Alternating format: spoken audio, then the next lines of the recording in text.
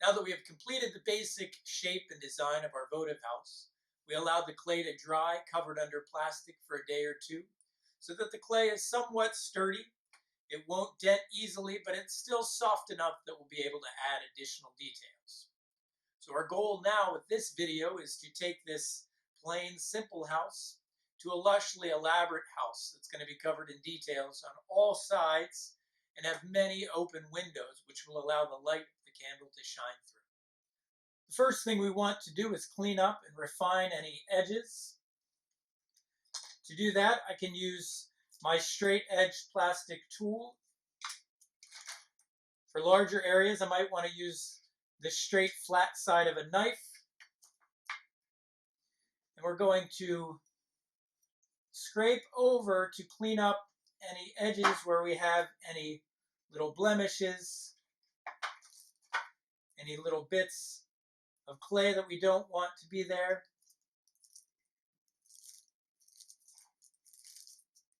We can refine the corners, even out any spots that might have been indented.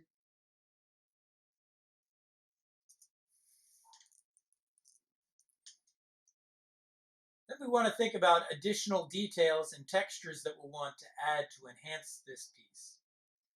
Looking at my reference photos, and I want to add a few dormer windows like we see here, a chimney, and some big windows on either side to let the light shine out.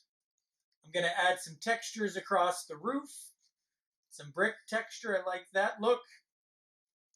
And I'm hoping to add some of these additional details similar to what we see here to really give it unique personality and life. First, I'm going to establish where I want the various details to go. I would encourage you to take the time to really lay this out evenly to make sure that you actually place things appropriately, to make sure that they're straight, symmetrical. Most houses are quite symmetrical. So I'm going to have this portion all be brick. I'm going to have windows. I'm looking to have 2 windows on either side here and here. A door, as I said. I'm going to add an additional kind of porch overhang. And then on the roof here are where the dormer windows are going to go. I would encourage you to use a ruler to really measure to make sure that you align so that your windows are symmetrical. I'm going to have my windows 1/2 inch in over here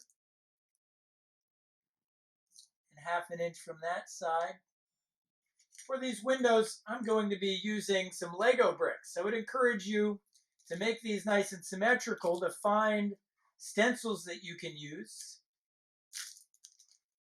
That will make life a lot easier for you.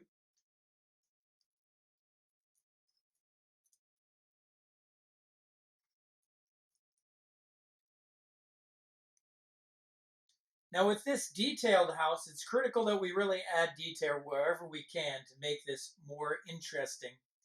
So the windows are a great place. If we were to just cut these out, it would be rather simple, a little too simple for what we're going for. So what I'm going to do, as you can see, I've added some lattice work to the window here. And I can take, I have some additional Lego bricks, which I can use to establish some additional details here.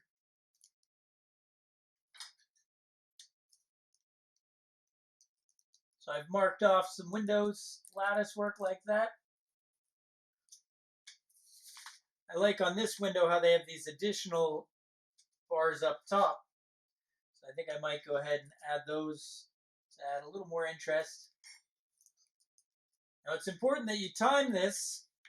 You don't want to wait too long, because if you cut this out when it's too dry, it will have a very difficult, you will have a very difficult time cutting out any of those details.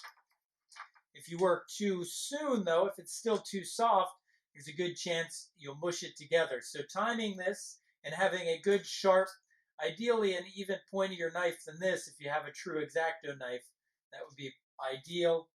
You might find that using a needle tool works pretty well for you too, as a way to cut this out. Being careful not to break that intricate lattice work that you've developed.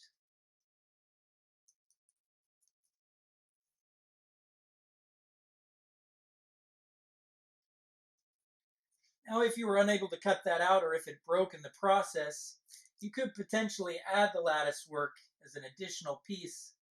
But if possible, I find it's best to remove the clay like I've done there. That tends to work best if you can manage to do that. I'm going to refine this a little bit and continue to do the same design on my other windows. I like to take a needle tool to clean out any of these little clay bits and to blend and refine a little bit.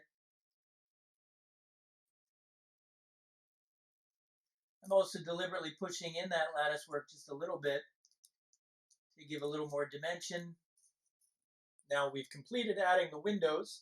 We can come back and further refine them when they dry a little bit. We'll be able to scrape away more clay and clean up any of these little dry bits that might be left over.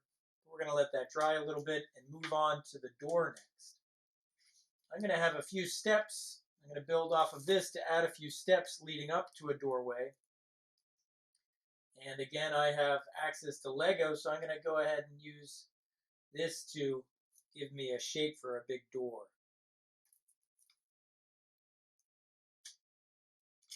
And I like in this picture how there's a curved door, so I'm going to give myself a curved archway to that door. I have this bottle cap that I can use. For the doorway, I want to add some windows on this door, so I think I'll have this be a window. We'll cut open some similar lattice work as part of the door, and then we'll give it a frame. So the first thing I'm going to do is indent to create a frame on this door. So I'm going to take my rib, go around the edge. Careful not to dent in your wall. We want to add dimension wherever we can, thinking about layers and levels that we can work at. That's going to make this the most interesting three-dimensionally speaking. If we have areas that protrude from this and areas that are recessed,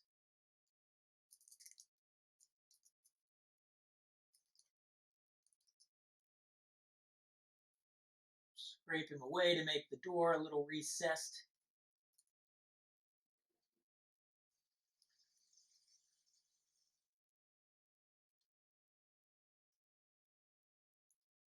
There are certainly many different types of windows and doors out there, and this is a great opportunity for you to explore different details and ways to make it personal. Certainly don't have to do the same lattice work that I'm trying to do here. But we do want to make it detailed. We definitely want to have quite a few windows and openings so that that votive light in the candle can actually shine through. It's starting to take shape now. We've got a door, adding more details, more textures. We can come back and clean that up further and add even more textures a little later on. I'm noticing on this door there's a lot of glass, so I think I might go ahead, because we want this to be a votive house, I'm going to go ahead and add some long windows to open up a little more light.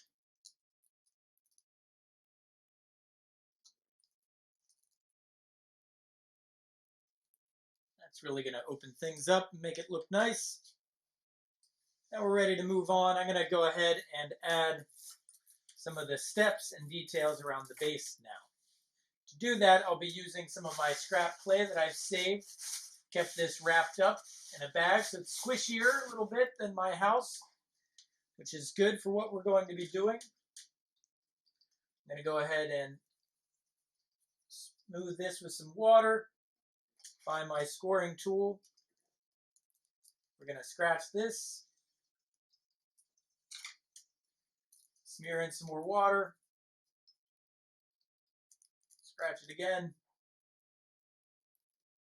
And I want to go with this rounded theme. I like how this is rounded, so I'm actually going to take this and round this out a little bit. make kind of a rounded entranceway. So taking some of my scrap clay, going to cut a piece that's going to fit in there, and I'm going to add a couple more steps leading up to the entranceway. Add some water. Got to make sure those score lines are completely smeared away. Want to score back here and add a little slip to the back where it's going to attach. Really smear that in. We're ready to add our first additional step.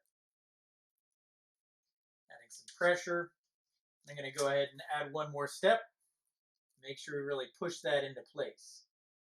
And we're going to come back to these later to add more texture and to further refine and enhance those steps. But that right away adds a nice dimension to this piece. Again, we're trying to figure out where we can add additional depth and dimension, additional textures and details. The more we can add, the better this piece is going to be. Now I'm going to add some of the brickwork or some stone work. We'll make it stone along this lower portion of the house. I want to add some water and score that. So I'm going to be adding clay. There's different ways you could do this. You could add texture. We're going to talk more about texture in a little bit, but I could potentially try to figure out a way to add different texture to make kind of a stone effect. What I'm going to do is add some clay though to build up the surface and again add a little more dimension. So I'm going to start with this scratchy tool, working in that water, smearing away all those lines. I have lots of scrap clay left over, so I'm going to take scrap clay like this and just cut it into smaller bricks that I can squish into place. I want these to be stone, so I'm going to make them kind of a variety of different shapes and sizes to make it look more authentic and natural. I'm going to start with a little stone like this. And I'll press that in like so. A little stone like this. Work that in there.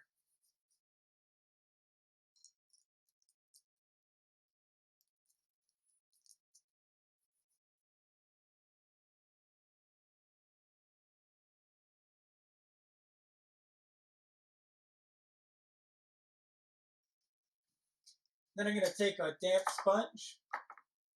I can pat those into place. I want to apply enough pressure to make sure those are securely fastened. The sponge is nice because it maintains some of that rounded shape. You could also do bricks and create more angular shapes if you wanted. But that's going to give me a nice natural looking stone finish there. And again, it's going to add some dimension so that we have some volume protruding from the other part of the wall. I'm going to go ahead and continue doing that around the rest of my house. Now we have the stonework completed on the base. I'm going to go ahead and add a chimney. To make a chimney, it's pretty much going to be a simple rectangular box that we're going to make for this chimney. And then I think I'm going to do the same stone technique to make it match my base. I think I'm going to add the chimney to the center. So I'm going to take a slab like this. Because it's so small, I can actually just fold this slab in place. So I'll cut it into an even rectangle. I'm going to bevel this edge, and I can fold this essentially into a cylinder. So I've cut this and flattened this at an angle on either side so that I can essentially fold it into a cylinder. I'm going to take a little water here, mush that together, starting with the cylinder, just like we did with our mugs, blending those seams together. Then I can flatten it out to make it into more of that rectangular chimney shape I want. Then we can decide where we want to place this chimney. I like the idea of having it right in the center on this house. Might look good on the other side if you wanted, and you could have the chimney on the outside coming up, that might look nice. For this house, I'm going to go ahead and put it right in the center, like in one of my reference photos. To do that, I need to cut this at an angle that will match the pitch of my roof. So I'm going to cut a little wedge out of this. So we want this to be nice and pointy, so that when we put it on top of our house, it will sit nice and flush, creating a good connection to securely fasten there like so. Because I want this in the middle, I'm going to go ahead and measure it. It's 3 inches in that away. Needs to go a little. 2 3/4, 2 3/4. Going to mark.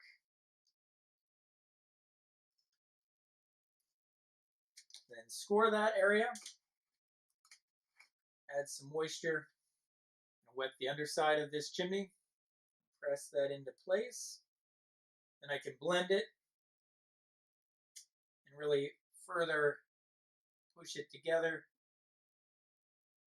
Now I want to repeat that stone texture that I used on the base.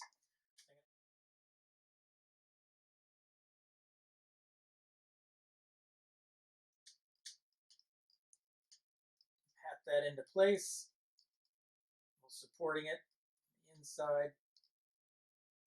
Got a nice looking chimney. Now we're ready to start adding those dormer windows, which are going to be built up on top of here. To do that, I'm going to cut some slabs. Made 2 matching slabs here. Allowed these to set up a little bit so that they're sturdy enough to support their own weight. I'm going to build these as additional windows that are on top of the roof right here. The best way to attach these slabs to secure them is to actually cut little slots into the roof of the house. So I'm going to measure first to align these so that they're nice and even. And I'm going to cut an opening that's slightly smaller than this so that I can press these into the house. That's going to give some added structure. Going to add some water and score inside of this opening now. Now before I add this, I'm realizing it might be a lot easier to make my windows on these smaller pieces separate. So I'm going to go ahead and cut the windows while I can lay it flat. Then I'll insert momentarily. So I've taken the time to cut these windows out before I attach it. Tried to clean those up as best I can, and I can come back later when it's a little more dry to further polish and clean up my windows. But now we're going to rescore and attach these. Softening this back up again. I'm going to want light to shine through these windows, so in order to do that, I'm going to need to cut a hole into this roof a little bit. So I'm going to cut an opening here. My windows are going to attach, and I'm going to need room to attach the roof. So I don't want to completely destroy this, but I'm going to create just a circle opening to allow some of the light to shine through. But I want to leave this cross brace, which is going to help support. Now I'm going to prepare this piece to attach, scoring along here a bit, taking the time to really blend away those score marks. We're going to insert this into that opening. And I can press from in front and behind here to really sandwich it together with that support piece. I want to make sure that this is straight up and down. I'm going to do the same thing on the other piece now. Then I can take a moment using this blending tool and really press those two together. I'm supporting from the back here, taking a soft coil of clay. I can add a strip along this inside here to further hold that in place. Now we're going to prepare some pieces that will connect from here to here, some triangles that will go on either side to fill up that space. Then we're going to add the roof. So I've prepared 4 triangles, which are going to fit in right here to extend that dormer window. I'm going to score that surface. and attach those in place. Then I will add the roof on top.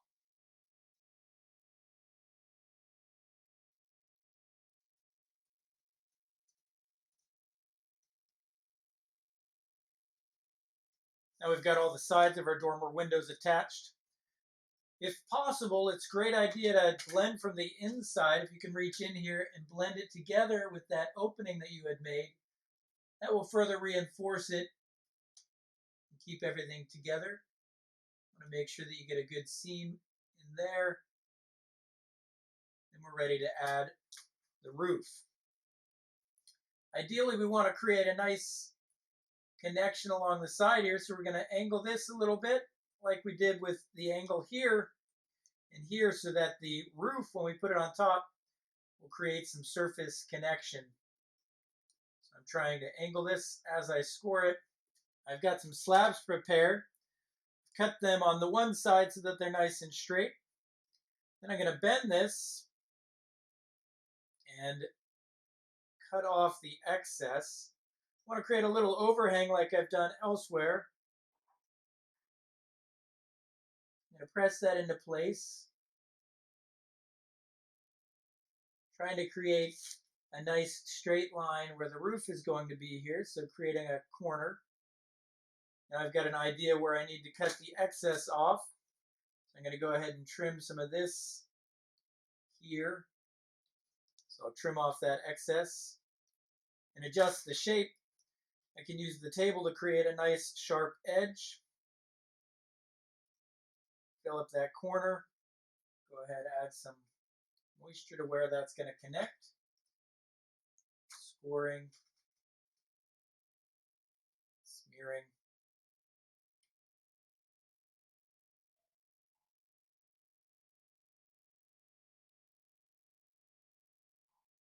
That's still pretty soft, so I can let that set up a little bit, and then I'll be able to refine the angle of that without denting it in. Pressing and blending it together. Then I can add the second dormer window over here. Now we've got that roof securely fastened on each of these dormer windows. It's still too soft to really refine, but once this sets up a little bit, we'll be able to adjust the angle here and smooth that out so that it's more architecturally precise. Next thing I'm going to do is add some texture to the side of my wall here. There are lots of different ways to add texture, and I encourage you to find ways to enhance your house with texture and details whenever possible. I have this little fork, so I'm going to use this to just kind of work in and create a little bit of this little marked texture here, kind of like bricks. If you're going to make your texture smooth, I encourage you to really work to make it perfectly precise and smooth. Otherwise, I would look for different ways to enhance that surface with various textures. The kitchen, the garage can all be great resources to try to find supplies that you can add texture, and you can either carve in texture, you can add texture like I did with the bricks or the stones below. You can press in texture, you can carve away texture. One of the great parts about clay is that it allows you to have so many different textures, and that's just another area where you can make your house more unique, more personal and expressive. It's kind of giving it a nice stucco-like texture. And I'm going to go ahead and add the same texture to my dormer windows as well. And I think I'll take a sponge and soften that up just a little bit. I'm going to add some more details around the windows, taking some of my scrap clay that I have handy. I'm going to cut some little strips that I can add around the window to draw attention to the window. I've got some little framing I could either put over top here, maybe make a little overhang. That looks kind of nice. Or I could put down at the bottom, or I could go all the way around the sides. So I'm going to do a little score or just a little moisture here. Add a little moisture on here. Put that on top like that. And then I'm going to press and blend this together. And I'm going to put a little angle on this. And I can do the same thing on my other windows. And the more little details like this you can add, the more personal and expressive your house is going to be.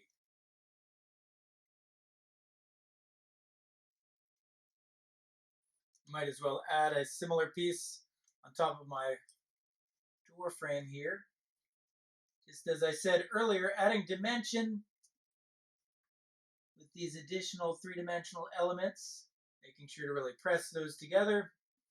I see on this house picture there's some nice lamps or lanterns on either side of the door, so I'm going to go ahead and create some little lanterns to add to embellish this, taking scrap clay and making it into a little lantern shape. I've created some little lanterns which I can add on either side of the house here, and my little lantern.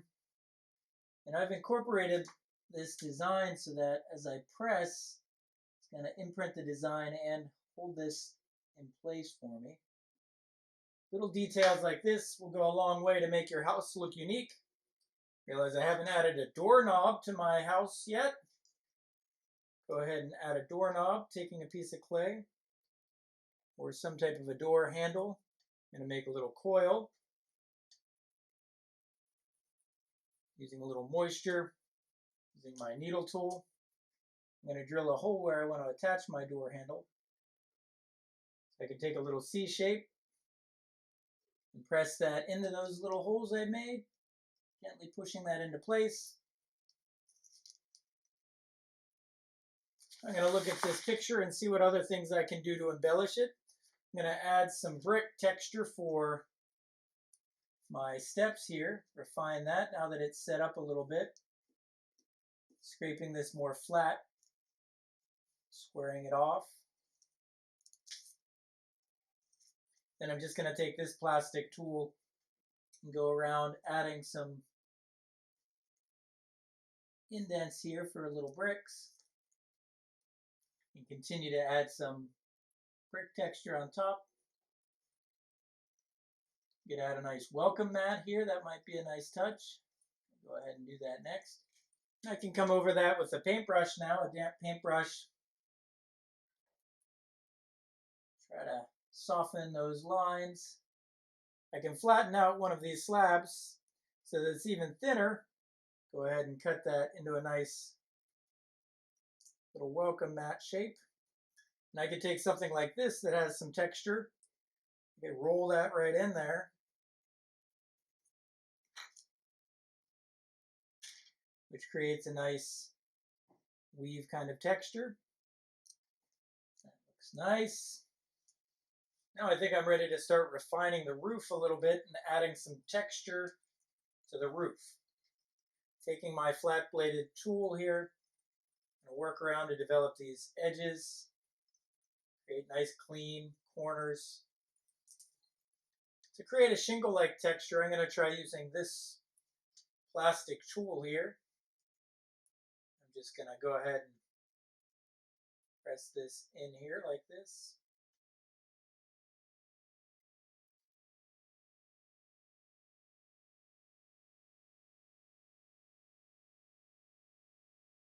This is certainly not the only way you could make shingles. I encourage you to come up with a unique, expressive way to make the shingles, whatever the roof material is. Roofs aren't always covered in shingles.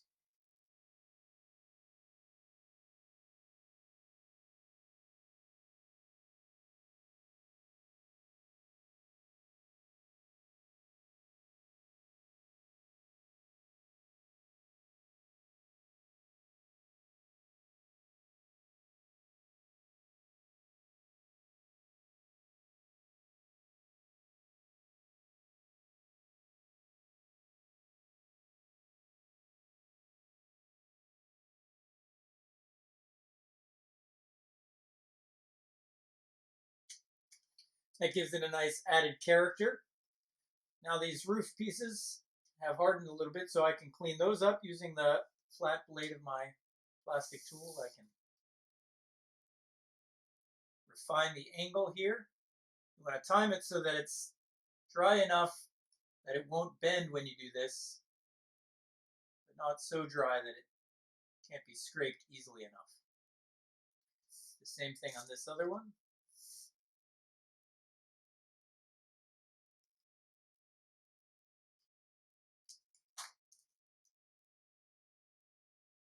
And then I can add shingles to these dormers as well.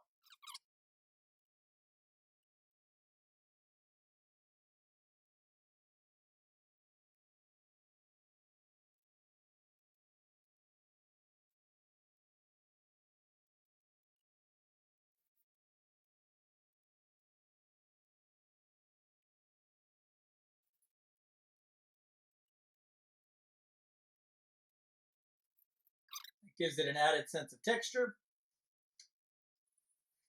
I'm going to continue to add details. I like the way this molding looks, so I'm going to go ahead and add that to my house. Cut some little pieces of clay, which I will be adding underneath the overhangs here. Taking that paintbrush, scoring the spots where I want to attach.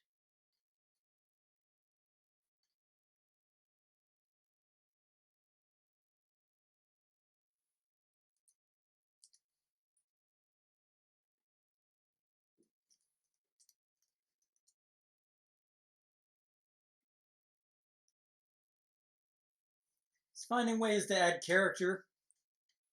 Do the same thing underneath of these dormer windows.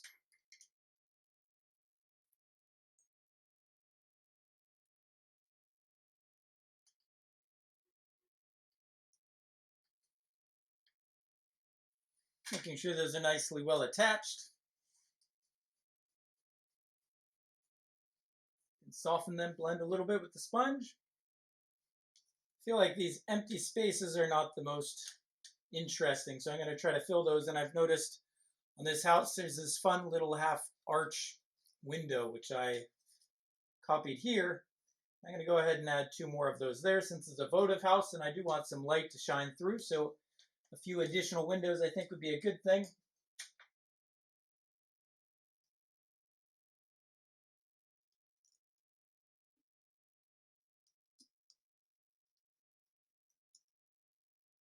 Now we'll add some of these little rainbow arches. At this point the house has gotten rather dry, so it's really important that we actually score and slip and do a good job adding water and scratching the surface to open it up so that it will soak up some of that water.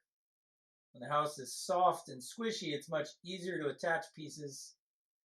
As it gets more and more dry, you've got to do a much better job making sure that you press pieces together, securely fasten them to one another.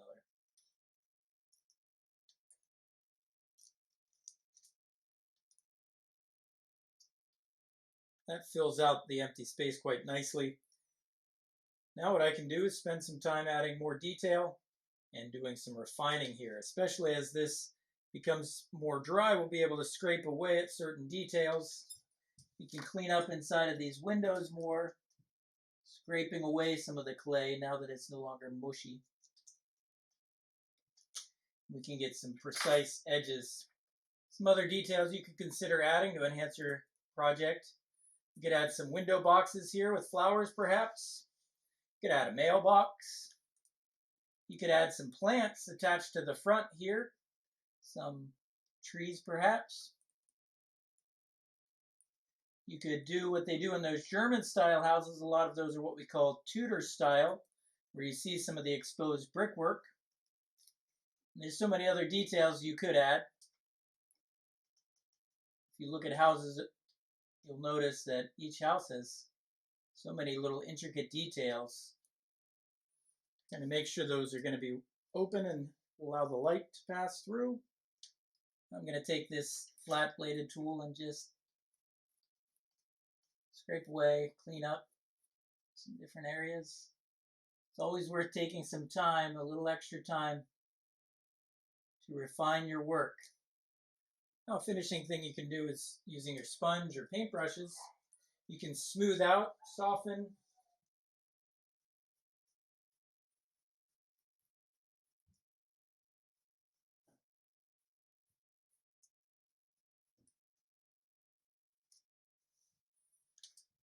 and there we have it.